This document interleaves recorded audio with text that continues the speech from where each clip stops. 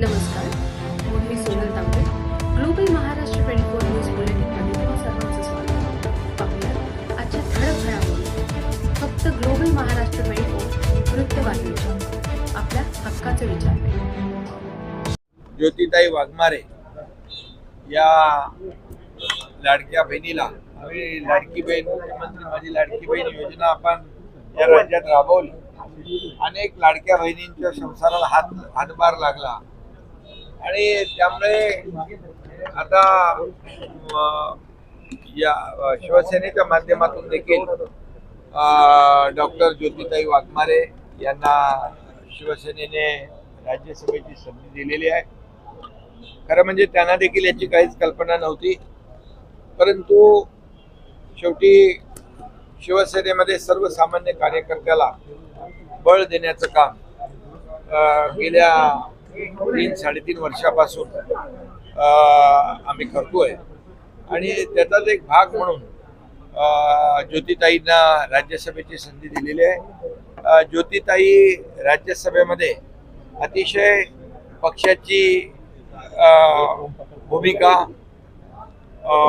आणि शिवसेना पक्षाचं काम, शिवसेना पक्षाचे ध्येय धोरण आणि गेल्या 3.5 वर्षामध्ये जे केलेलं काम आहे ते लोकांपर्यंत ज्योतिताई नक्की पोहोचवतील आणि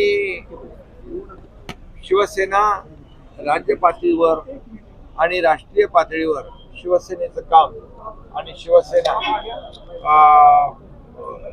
ते नक्कीच नेण्याचं काम करतील आणि महाराष्ट्रामधले प्रश्न असतील, देशातले प्रश्न असतील, काही धोरणात्मक प्रश्न असतील, हे सर्वसामान्यांच्या हिताचे प्रश्न याला राज्यसभेमध्ये ज्योतिताई प्राधान्य देतील आणि मला विश्वास आहे की शिवसेनेने केलेली निवड जी आहे ती अतिशय सार्थक ठरेल आणि सर्वसामान्य माणसाला न्याय देण्याचं काम, अतिशय सर्वसामान्य घरातली ही आमची बहीण आहे. सोलापूरमध्ये अतिशय छोट्या घरामध्ये, कच्च्या घरामध्ये राहणारा हा परिवार आहे आणि त्यामुळे कुठल्याही परिस्थितीमध्ये कुठल्याही प्रकारची त्यांनी मागणी केली नव्हती. त्यांनी कधी माझ्याकडे अशा प्रकारचा राज्यसभेचा विषयही काढला नव्हता.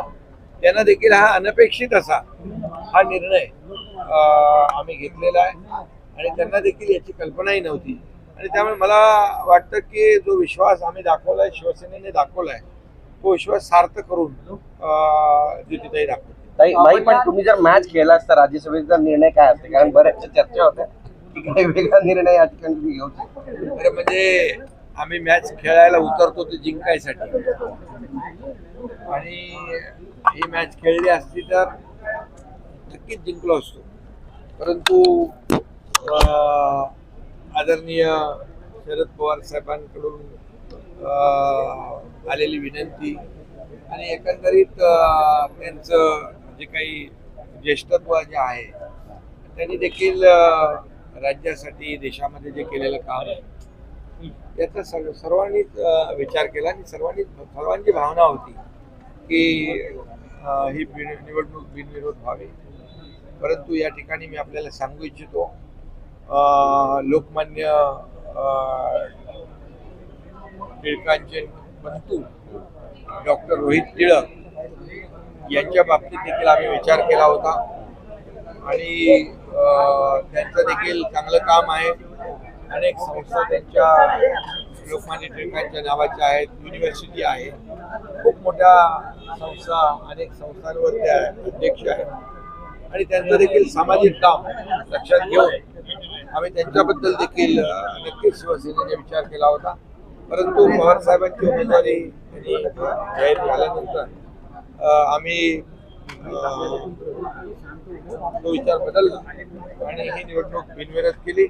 डॉक्टर रोहित टिळक नक्कीच यापुढे देखील सोबत काम करतील आणि शिवसेनेसोबत लोकांची सेवा आहे. सर, तुमची तारेवरची कसरत झाली का? अनेक दिग्गज होते जे या स्पर्धेमध्ये होते राज्यसभेच्या निवडणुकीसाठी. मात्र ज्योतिराव नाव निश्चित झालेलं आहे. तुम्हाला या तारेवरची कसरत करावी लागेल. ते बघा, एक लोकांमध्ये कार्यकर्त्यांमध्ये एक चांगला संदेश गेलेला आहे, मेसेज गेलेला आहे की चांगलं काम केलं आपण, पक्षासाठी काम केलं, पक्षाच्या ध्येय धोरणांसाठी काम केलं आणि समाजासाठी काम केलं, प्रामाणिकपणे कष्ट घेतले तर नक्कीच पक्ष विचार करत असतो. पक्ष हा चांगल्या काम करण्याची नोंद घेत असतो आणि मी देखील सर्वसामान्य कार्यकर्ता आहे, त्यामुळे सर्वसामान्य कार्यकर्ता चांगला जो काम करेल त्याला नक्कीच अशा प्रकारच्या संध्या मिळतात. Thank you.